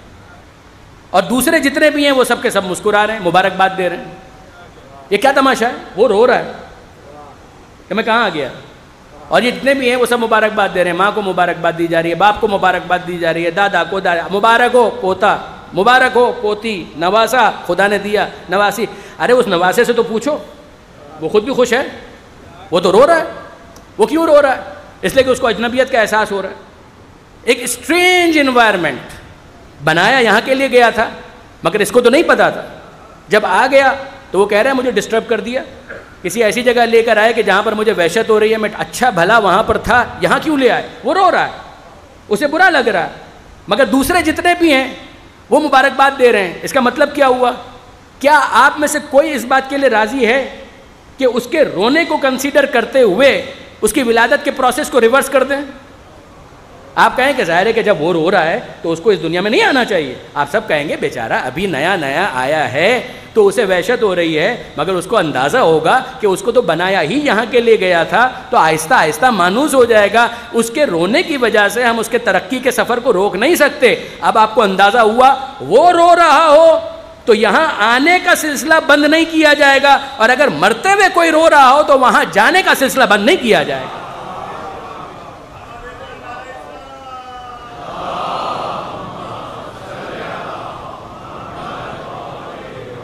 یہ بھی ترقی ہے اور وہ بھی ترقی ہے. ترقی کی راہ کو نہیں روکا جائے گا. اب ذرا دیکھیے پھر اس کے بعد کیا کیا جائے کہ بچہ تو رو رہا ہے. تو جیسے بچے کے رونے کی آواز بلند ہوتی ہے، پہلے تو ایک اطمینان ہوتا ہے کہ ہاں بچہ نارمل ہے. پھر اس کے بعد کیا کیا جاتا ہے کہ بھائی اب اس کو مانوس کرنے کے لیے کیا کیا جائے کہ جس کے شکم میں تھا اسی کی گود میں دے دو، اسی کی گود میں دے دو.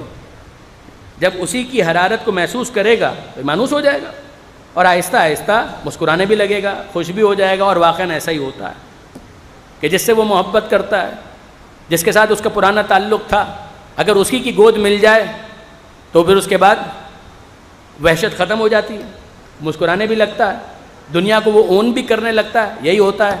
یقین جانیے برادران عزیز، مجھے تو یہ محسوس ہوتا ہے کہ پروردگار عالم نے ایسا ہی انتظام آخرت کے لیے بھی کر دیا. کیوں مولا نے یہ کہا تھا میں یمت یرانی، جو مرتا ہے ہم کو ضرور دیکھتا ہے. کہ وہ دنیا میں آنے والا وحشت محسوس کرتا ہے تو ماں کی گود مل جائے تو وحشت انسیت میں تبدیل ہو جاتی ہے. جس علی کا نام لے کر تم دنیا میں زندہ تھے، جب مرتے مرتے علی کو دیکھو گے تو تمہاری وحشت بھی ختم ہو جائے گی اور محبت واپس سے آ جائے گی۔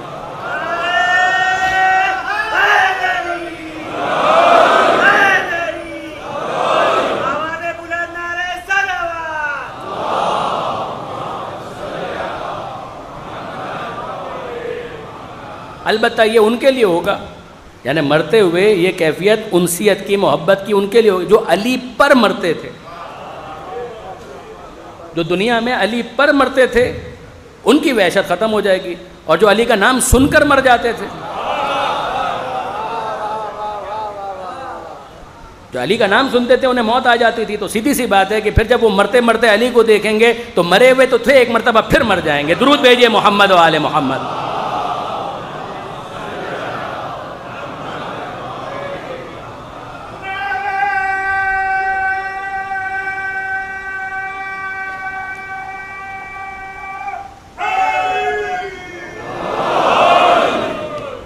ذرا دیکھیے ایک بالکل آخری رخ، ظاہر ہے کہ دامن وقت میں بالکل گنجائش نہیں ہے، لیکن یہ کہ بات کو میں مکمل کرنا چاہوں گا۔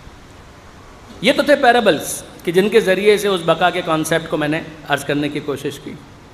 اب ذرا آئیے اگلے مرحلے میں ہم داخل ہوتے ہیں، اور وہ کیا؟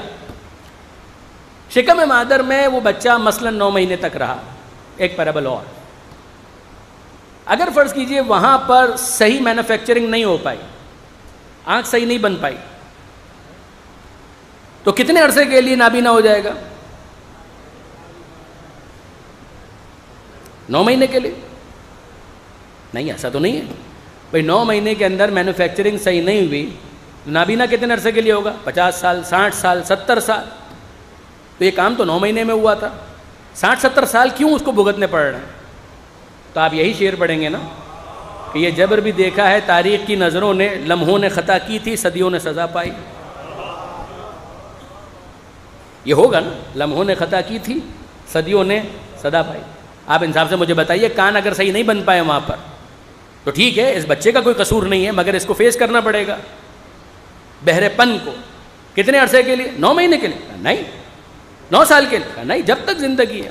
علاج ہو گیا تو الگ بات ہے، ورنہ بہرحال اس کو یہ بھگتنا پڑے گا۔ اب آپ غور فرمائیے، پیر صحیح نہیں بن پائے، علاج ہو گیا تو صحیح ہے، ورنہ بہرحال اس کا مسئلہ زندگی بھر کے لیے معذوری ہے۔ اب آپ غور فرمائیے، کچھ عرصے کے لیے وہاں پر آنکھ صحیح نہیں بن پائی تو اس دنیا کے اندر بھگتنا پڑ جائے گا، اور اگر یہاں پر اپنے آپ کو وہاں کے لیے نہیں بنایا تو پھر وہاں کے لیے انسان تیار رہے۔ یعنی اب اگر فرض کیجئے کوئی شخص کہے بھائی نماز نہیں پڑھوں گا تو کیا ہوگا؟ مطمئن رہیے، جس طرح سے وہاں پر آنکھ نہیں بنی تو یہاں اندھے ہو جائیں گے، یہاں نماز نہیں پڑھی تو وہاں بھگتنا پڑے گا، یہاں عزاداری نہیں کی تو وہاں بھگتنا پڑے گا۔ آپ نے غور فرمایا؟ وہاں کے لیے اپنے آپ کو تیار کرو، یہاں کے لیے کہ جہاں پر تیاری کرو، وہاں پر تیاری کرو یہاں کے لیے، یہاں پر تیاری کرو وہاں کے لیے۔ اب یہ الگ بات ہے کہ وہاں پر اگر کوئی نقص رہ جاتا ہے تو میں نے بار بار کہا اگر علاج ہو گیا تو بچ جائے گا، اگر علاج ہو گیا تو بچ جائے گا۔ یعنی اتنی سیویئر بیماری لے کر نہ آئے کہ جس کا علاج ہی نہ ہو سکے۔ اب آپ کو سمجھ میں آیا؟ کچھ کمی رہ گئی تو وہاں پر شفاعت کا علاج ہو سکتا ہے، کبھی رحمت پروردگار کا مرہم، کبھی آل محمد کی شفاعت کا انجیکشن، کبھی جناب سیدہ کے بلند ہاتھ۔ امکان ہے کہ شفاعت ہو جائے گی، مگر بیماری اتنی سیریس لے کر مت جائیے گا کہ وہ بھی ہاتھ بلند کرنے سے انکار کر دے۔ درود بھیجئے محمد و آل محمد۔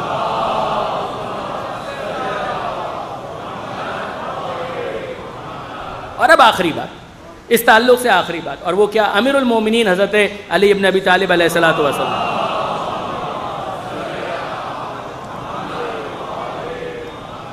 مولانا نہج البلاغہ کے اندر یہ تو بھی پیرابلز تھے، تمثیلات تھی، مولانا نے ایک تبصرہ کیا اور کہا ملک الموت کے بارے میں تمہارا کیا خیال ہے؟ انسان خدا کی معرفت سے عاجز ہے، اس کو سمجھانے کے لیے مولانا نے یہ بات کی۔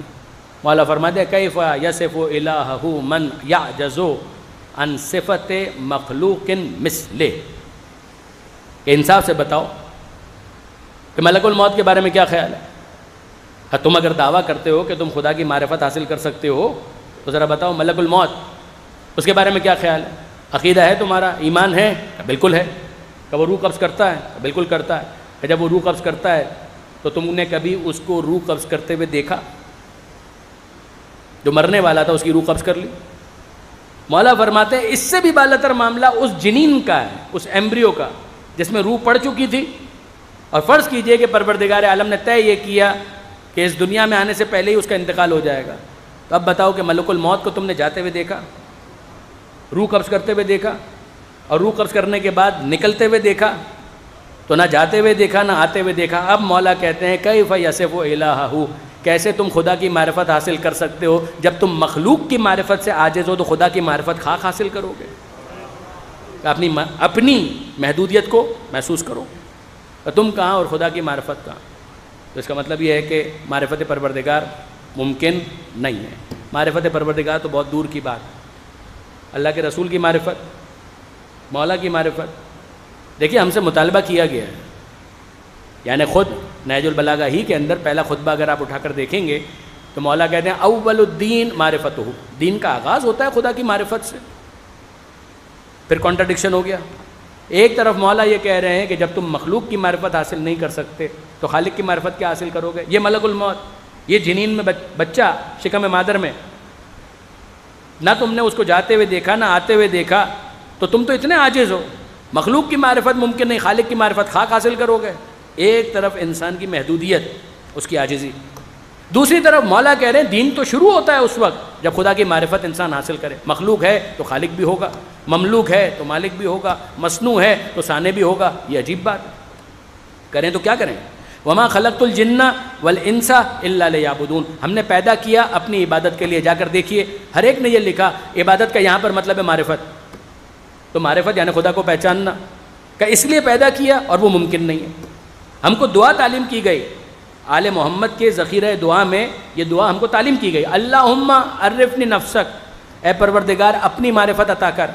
فإنک ان لم تعرفنی نفسک, اگر تیری معرفت نہ ملی تو تیرے رسول کی معرفت کیسے حاصل کروں گا؟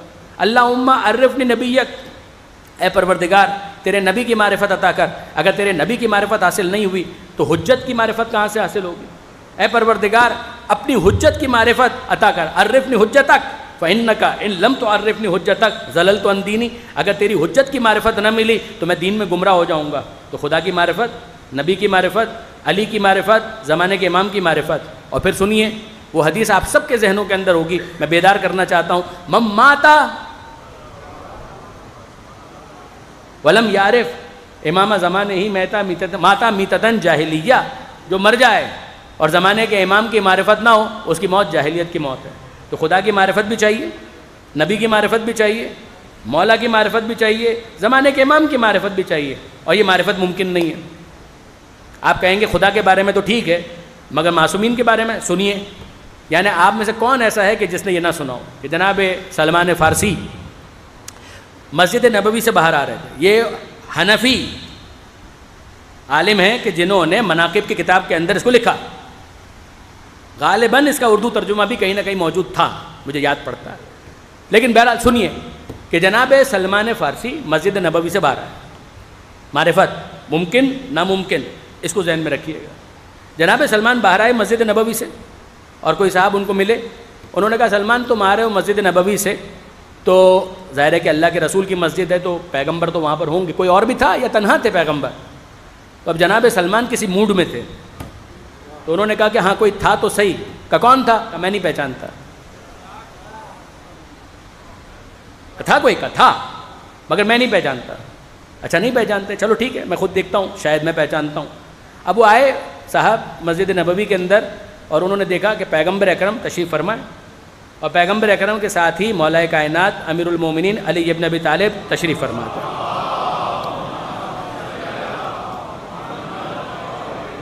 تو انہوں نے اعتراض جھڑ دیا, اے اللہ کے رسول آپ اتنا مبالغہ کرتے ہیں, ایگزیجریٹ کرتے ہیں. اب الفاظ میرے ہیں, مطلب کہ اللہ کے رسول آپ اتنا ایگزیجریٹ کرتے ہیں, سلمان کو اتنا آپ ایلیویٹ کرتے ہیں, منا اہل البیت, ہم اہل بیت میں سے ہے اور ایسا ہے اور ویسا ہے. ذرا دیکھیے یہ حالت ہے ان کی. کہ کیا ہوا؟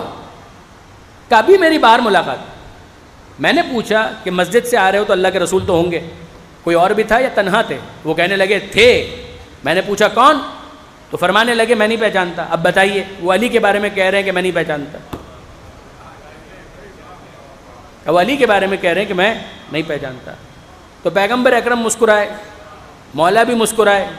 سلمان کا مطلب تو پیغمبر اکرم سے زیادہ کون جانتا ہے؟ تو کہا کہ ٹھیک ہے بھئی, اب تمہاری کمپلین ہے سلمان فارسی کے بارے میں, تو جس کے بارے میں شکایت ہے اسی کو بلاتے ہیں. زیادہ تر جھگڑے اسی لیے بڑھتے ہیں کہ جس کے بارے میں شکایت ہوتی ہے اس سے نہیں پوچھا جاتا.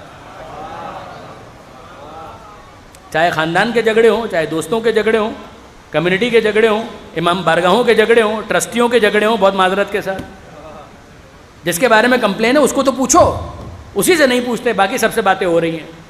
تو پیغمبر اکرم نے کہا کہ بھئی سلمان کا کیس ہے, سلمان کو بلاؤ. تو سلمان فارسی کو باقاعدہ بلایا گیا کہ سلمان فارسی حاضر ہوں. سلمان حاضر ہو گئے.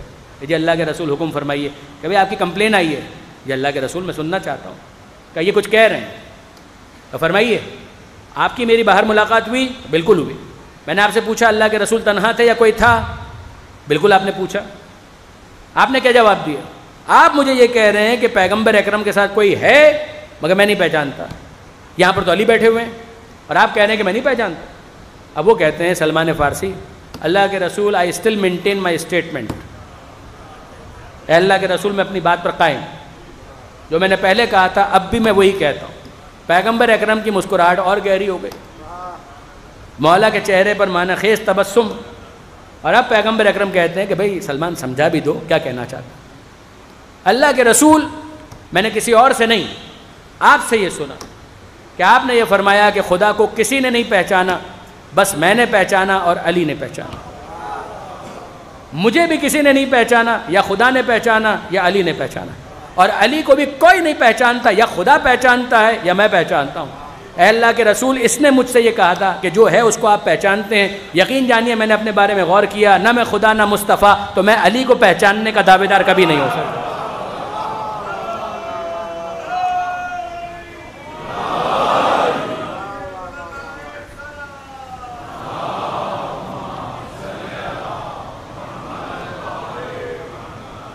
تو آپ یقیناً محظوظ بھی ہوئے ہوں گے, لیکن سوال تو اپنی جگہ پر ہے کہ جب خدا کی معرفت ممکن نہیں ہے, جب رسول کی معرفت ممکن نہیں ہے, جب مولا کی معرفت ممکن نہیں ہے, تو مطالبہ پھر کیوں؟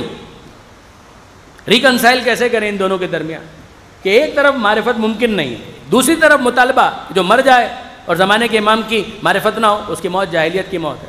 علامہ سید علی نقی صاحب ایک مرتبہ پھر میرے ممدوح, میں جن کو اپنا روحانی استاد سمجھتا ہوں, انہوں نے ایک جگہ اس بات کو حل کیا, سالو کیا. انہوں نے بہت پیاری مثال دی. ایک ہے ایبسولوٹ معرفت اور ایک ہے ریلیٹیو معرفت. معرفت علی الاطلاق, اور ایک ہے نسبتاً کمپیریٹیولی ریلیٹیولی معرفت کو حاصل کرنا. ایبسولوٹ معرفت ناممکن, پروردگار عالم کی تو بالکل ناممکن, اور معصومین کی معرفت عملاً ناممکن. یہ دونوں الفاظ ٹیکنیکل ہیں. علی الاطلاق پروردگار عالم کی معرفت ناممکن, وہ خالق, ہم مخلوق, ہم محدود. محدود لا محدود کی معرفت کیسے حاصل کریں؟ لیکن دوسری طرف کہ آل محمد وہ مخلوق تو ہے, مخلوق ہونے کے بعد اس درجے پر ہے کہ نقطہ آخر نظر نہیں آتا. ہم جیسے محدود افراد کے لیے ان کی معرفت کا ناممکن. تو وہ فرمایا کرتے تھے کہ اب آپ ایک کام کریں. وہ کام کیا کریں کہ جب آپ سمندر کو دیکھتے ہیں نا, اور اس کے بعد مثال کے طور پر آپ ایک سوئی نڈل کہ جس کا ایک ہلکا سا سوراخ ہوتا ہے ناکا, اگر آپ اس کو, یہ علامہ کی مثال ہے, وہ فرماتے تھے کہ اگر آپ سوئی کو اس سوراخ سمیت سمندر کے اندر ڈالیں گے تو پورا سمندر سمٹ کر اس سوراخ کے اندر نہیں آ جائے گا, مگر جب آپ سوئی کو باہر نکالیں گے اور دیکھیں گے تو یہ خالی بھی نہیں ہوگا. بقدر ظرف جتنی وسعت ہے, اگر وہ ایک قطرے کو سمیٹنے کی ہے تو سمندر بخیل نہیں ہے, سمندر سخی ہے, وہ محروم نہیں کرے گا. جتنی گنجائش ہوگی اس کے مطابق عطا کر دے گا. اگر سوراخ کے اندر ایک قطرہ سمیٹنے کی گنجائش ہے تو وہ ایک قطرہ دے دے گا. اگر آپ گلاس ڈالیں گے تو گلاس بھر پانی اس کے اندر آ جائے گا. اگر آپ بڑا ظرف ڈالیں گے تو بڑا ظرف اپنے ظرف کے مطابق پانی سمیٹ کر باہر آ جائے گا. سمندر یا دریا بخیل نہیں ہے, وہ دینا چاہتا ہے, مگر مسئلہ یہ ہے کہ ظرف کے اندر تنگی پائی جاتی ہے. کہ بالکل یہی معاملہ آل محمد کا بھی ہے. ان کے فضائل کے سمندر میں اپنے محدود ظرف کو لے کر غوطہ زن ہو جائیے, مکمل معرفت تو حاصل نہیں ہوگی, مگر محروم کوئی نہیں رہے گا. جس کی جتنی گنجائش ہوگی, کوئی بوزر بنے گا, کوئی سلمان بنے گا.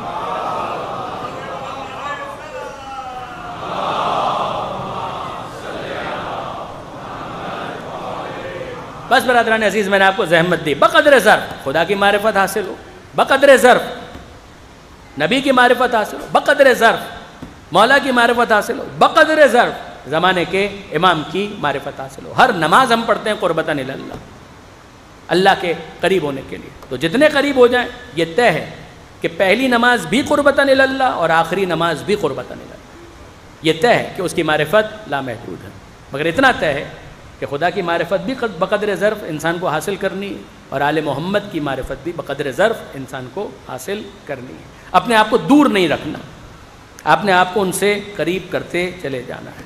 اس پوری گفتگو کے بعد شکم مادر، جنین، وہ بچہ کتنا سخت ہے ماں کے لیے، ماں کے لیے بہت سخت ہے۔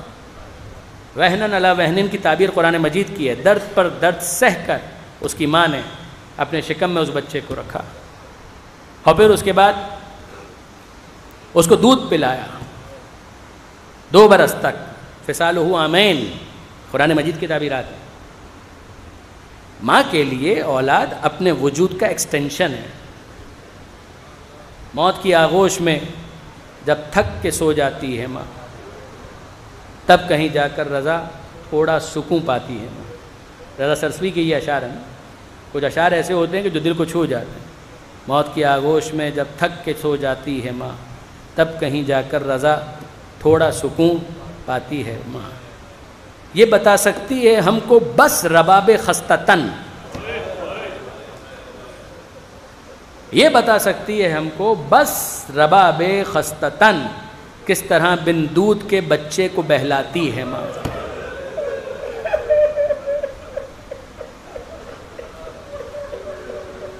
کس طرح بن دودھ کے بچے کو بہلاتی ہے ماں۔ ایک بچہ کربلا میں، ایک بچی شام میں،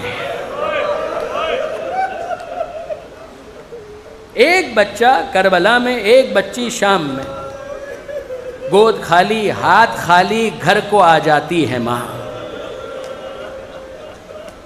خالی جھولے کو دیکھنا ہی رباب کا مقدر ہے۔ یہ اتنا سخت معاملہ کہ آپ جانتے ہیں کہ امام مظلوم نے وصیت کی تھی رخصت آخر کے لیے، جب تشریف لائے تھے تو سید سجاد سے کہا تھا کہ اے بیٹا سید سجاد، جب وطن پلٹ کر واپس جانا اور ہمارے چاہنے والوں سے ملاقات ہو تو ان سے کہنا کہ شیعتی ماں ان شربتم ماء عذب فاذکروا، ہمارے چاہنے والوں جب کبھی ٹھنڈا پانی پینا تو اپنے پیاسے امام کی پیاس کو یاد کرنا۔ ایک پیاس کا تذکرہ کیا، او سمعتم بے غریب او شہید فاندبونی، جب کبھی سنو کہ پردیس میں کوئی مسافر مارا گیا تو اس پردیسی مسافر کا ماتم بعد میں کرنا، اپنے پردیسی امام کا ماتم پہلے کرنا۔ پیاس، غریب الوطنی، اور تیسری چیز لیتکم فی یوم عاشورا جمیعا تنظرونی، اے ہمارے شیعوں، اے ہمارے چاہنے والوں، کاش تم عاشورہ کو عصر عاشور موجود ہوتے تو تم اپنی آنکھوں سے دیکھتے۔ کیا دیکھتے کہ کیف استسقی لطفل، کہ میں اپنے اصغر کے لیے کیسے پانی مانگ رہا تھا۔ فابوا ان یرحمونی، تو وہ پانی دینے سے انکار کرتے رہے، ان میں سے کسی نے میرے اصغر کو پانی نہیں دیا۔ جب حسین مظلوم کی یہ وصیت ہے تو سید سجاد کے ذمے پر ہے نا کہ وہ اس کو یاد رکھیں، اور یہی ہوا۔ مختار کے زمانے میں جب انتقام لیا جا رہا تھا، ہمارا سلام ہو جناب امیر مختار، جنہوں نے آل محمد کی آنکھوں کو ٹھنڈا کیا، آل محمد کے دلوں کو خوش کیا۔ جب کوفہ میں جناب مختار چن چن کر قاتلان امام کربلا کے مجرموں کو سزا دے رہے تھے تو ان کا طریقہ کار یہ تھا کہ گرفتار کرتے تھے، ان سے اقبال جرم کرواتے تھے۔ ان سب نے اپنی کارگزاری کی رپورٹیں ابن زیاد کو دی ہوئی تھی انعام لینے کے لیے، وہ سب موجود تھی، وہ میچ کیا جاتا تھا، اور ایک مجلس کی سی کیفیت ہوتی تھی دربار مختار کے اندر۔ کوفہ کا رہنے والا پہنچا شہر مدینہ اور سید سجاد سے ملاقات کی، گفتگو کی۔ سید سجاد 35 برس خون کے آنسو روتے رہے ہیں، تو جناب سید سجاد نے پوچھا کوفہ کا کیا حال ہے؟ یہ شخص کہتا ہے کہ مولا میں کیا بتاؤں، مختار قاتلان امام کو چن چن کر گرفتار کر رہے ہیں اور اقبال جرم کروا کے ان کو تحقیق کرتے ہیں، ان کو قتل کرتے ہیں۔ سید سجاد نے اپنا چہرہ جھکا لیا، سر نیچے کیا. کچھ دیر کے بعد آنسوؤں کو ضبط کر کے اپنے چہرے کو بلند کیا اور پوچھنے لگے ہرملہ پکڑا گیا؟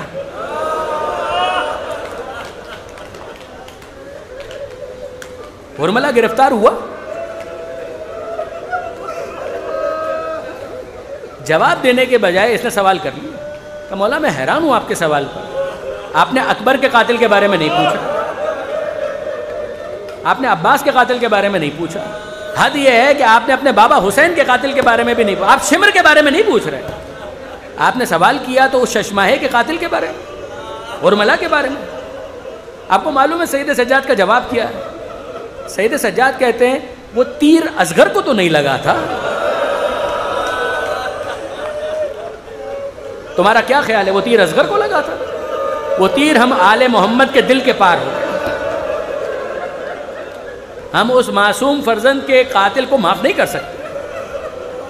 اس کی آنکھوں میں بھی آنسو آ گئے اور کہنے لگا کہ نہیں, فرزند رسول اب تک ہرملہ تو نہیں پکڑا گیا. بہت کم ہے تہذیب آل محمد میں کسی کو بددعا دینا, مگر اس موقع پر سید سجاد نے ہرملہ کو بددعا دی. اور پھر یہ شخص واپس پلٹ کر کوفہ آیا, جناب مختار کے دربار میں پہنچا اور وہاں پر اس نے دیکھا کہ ہرملہ کو گرفتار کر کے لایا جا رہا ہے. جیسے ہی ہرملہ کو گرفتار دیکھا, بے اختیار اس کی زبان پر نعرہ تکبیر آ گیا, اللہ اکبر. مختار ہرملہ کو دیکھ رہے تھے, اس کے نعرہ تکبیر بلند کرنے پر اس کی طرف متوجہ ہوئے اور کہنے لگے خدا کی کبریائی میں تو کوئی شبہ نہیں, مگر اس وقت نعرہ تکبیر بلند کرنے کی کوئی خاص وجہ؟ کہ امیر میں کیا بتاؤں, مدینے سے آ رہا ہوں, وہاں سید سجاد سے ملاقات ہوئی, میں نے آپ کا ذکر کیا, خوش ہوئے, مگر ایک کے بارے میں پوچھا ہرملہ گرفتار ہوا؟ جب میں نے بتایا کہ اب تک گرفتار نہیں ہوا, سید سجاد نے بددعا دی. یہاں آ کر دیکھ رہا ہوں تو ہرملہ گرفتار تھا. میں اپنے جذبات پر قابو نہ رکھ سکا. مختار کی آنکھوں میں آنسو آ گئے, مختار رونے لگے اور اب ہرملہ کو مخاطب کر کے کہتے ہیں بتا ہرملہ تو نے کربلا میں کیا کیا تھا؟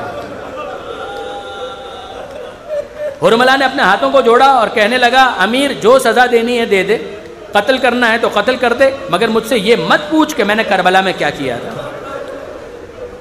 مختار کہتے ہیں تجھے بتانا پڑے گا, تو نے جو لکھ کر دیا تھا وہ میرے سامنے ہے, جو تو نے ابن زیاد کو لکھ کر دیا تھا وہ سامنے, مگر اب تجھے اپنی زبان سے بھی بتانا پڑے گا کہ تو نے کربلا میں کیا کیا تھا. ہرملہ کہتا ہے امیر میرے پاس 7 تیر تھے جن میں سے 4 نشانے پر نہیں لگے, بس 3 تیر تھے جو نشانے پر لگے. مختار کہتے ہیں بتا تو نے پہلا تیر کس پر چلایا؟ ہرملہ کہتا ہے یہ وہ وقت تھا جب عباس مشق سکینہ لے کر خیموں کی طرف جا رہے. اجرکم اللہ. یہ وہ وقت تھا جب عباس مشق سکینہ لے کر خیموں کی طرف جا رہے تھے. عباس کے بازو قلم ہو چکے تھے, مگر عباس کے حوصلے بلند تھے. اس وقت عمر سعد نے مجھ سے کہا ہرملہ یہ مشق خیموں تک نہیں جانی چاہیے. میں نے تیر کو کمان میں جھوڑا اور جب اس کو رہا کیا ہے مشق چھدی, پانی بہا اور پھر عباس گھوڑے پر ٹھہر نہیں سکے. عباس گھوڑے سے زمین کربلا پر گرے. مختار کہتے ہیں بتا تو نے دوسرا تیر کس پر چلایا؟ اس نے دوسرے تیر کو اسکپ کر دیا, وہ آخری تیر پر چلا گیا. امیر یہ آخری تیر, اگلا تیر میں نے اس وقت چلایا جب حسین ذوالجناح پر ڈگمگا رہے تھے. زہرا کا لال سر سے پاؤں تک زخمی تھا مگر ذوالجناح سے گر نہیں رہا تھا. عمر سعد نے مجھ سے کہا اے ہرملہ کچھ ایسا کر کہ غریب زہرا پشت فرس پر ٹھہر نہ سکے. میں نے تیر کمان میں جھوڑا, وہ تیر رہا ہوا حسین کی پیشانی میں پیوست ہو گیا. حسین کی پیشانی سے خون کا فوارہ جاری ہوا اور پھر اس کے بعد پشت فرس سے حسین زمین کربلا پر گرے. مختار کہتے ہیں بتا تو نے تیسرا تیر کس پر چلایا؟ ہرملہ پھر ہاتھوں کو جوڑ کر کہتا ہے امیر اس تیسرے تیر کے بارے میں مجھ سے مت پوچھ, کیا تجھے بتانا پڑے گا. ہرملہ کہتا ہے یہ وہ وقت تھا جب بچہ باپ کے ہاتھ پر تھا. حسین کہہ رہے تھے اس کی ماں کا دودھ تک خشک ہو چکا ہے, آگے بڑھ کر اس کو پانی پلاؤ. کسی نے پانی نہ دیا. حسین کہہ رہے تھے تم سمجھتے ہو بچے کے بہانے میں پی لوں گا, لو میں نے بچے کو زمین کربلا پر رکھ دیا. بچہ جلتی ریتی پر مچلتا رہا مگر کسی نے پانی نہ دیا. حسین نے بچے کو گود میں لیا اور کہنے لگے اے بیٹا تم بھی تو حجت خدا کے فرزند ہو, بتاؤ کتنے پیاسے ہو. اصغر نے اپنی سوکھی ہوئی زبان کو ہونٹوں پر پھرانا شروع کیا. لشکر میں تلاطم, انقلاب کے آثار. عمر سعد نے کہا یا حرملا اقتا کلام الحسین, میں نے 3 بھال کا تیر کمان میں جھوڑ کر رہا کیا. مختار کہتے ہیں پھر کیا ہوا؟ فَتَقَلَّبَ الصَّبِيُّ عَلَى يَدَيِ الْإِمَامِ, وہ بچہ باپ کے ہاتھ پر منقلب ہو گیا. اِنَّا لِلَّهِ وَإِنَّا إِلَيْهِ راجعُونَ.